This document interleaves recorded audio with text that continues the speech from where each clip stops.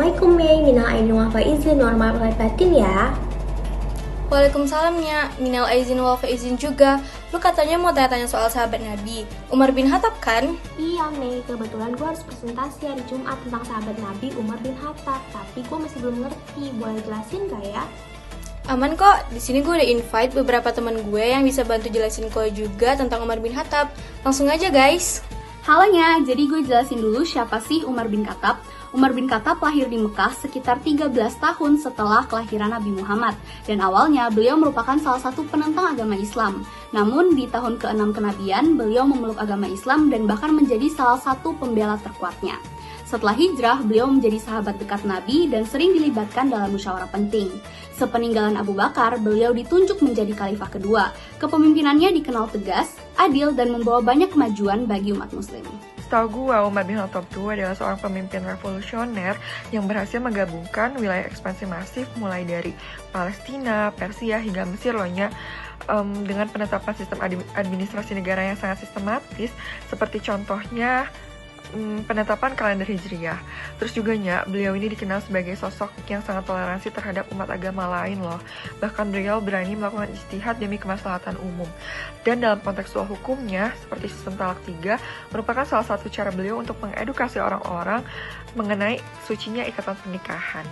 Nah, selanjutnya gue bakal jelasin perkembangan agama Islam pada masa pemerintahannya Umar bin Khattab. Beliau menjabat selama 10 tahun dan pemerintahannya dipenuhi dengan sunnah-sunnah yang baik untuk dijadikan panutan. Bin Khattab dihadapi banyak masalah baru karena agama Islam telah berkembang di Syam, Mesir, dan juga Persia.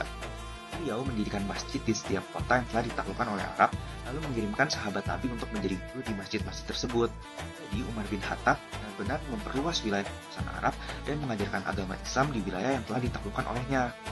Gimana Anya? Udah ngerti belum? Ngerti, kayaknya gue juga pernah dengar deh.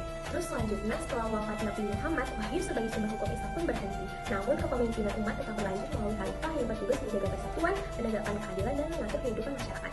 Istilah hukum Islam pun tidak disebut langsung dalam Al-Quran. Yang digunakan adalah istilah seperti syariah dan fikih. Di Indonesia, istilah hukum Islam muncul sebagai terjemahan dari Islamic law.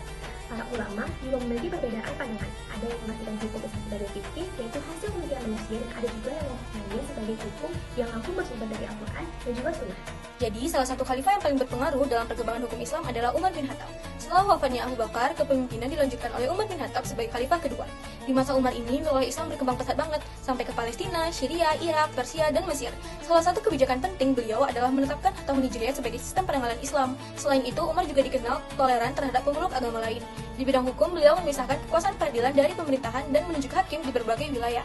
Para hakim ini diarahkan untuk memutus perkara berdasarkan Al-Quran, lalu Sunnah, dan kalau belum ada, baru menggunakan ijtihad.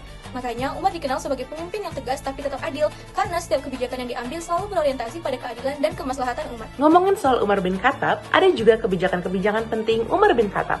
Yang pertama, menetapkan talak 3 sekaligus sebagai talak yang tidak bisa rujuk, berbeda dengan masa Nabi dan juga Abu Bakar yang masih dihitung satu. Tujuannya untuk melindungi perempuan dan mencegah penyalahgunaan talak. Umar juga melakukan ijtihad lain demi kemaslahatan, seperti menghentikan zakat bagi mualaf, tidak menerapkan potong tangan saat kelaparan, serta melarang pernikahan dengan ahlul kitab demi kepentingan sosial. Selain itu, Umar bin Khattab juga punya ijtihad lain di bidang hukum dan sosial.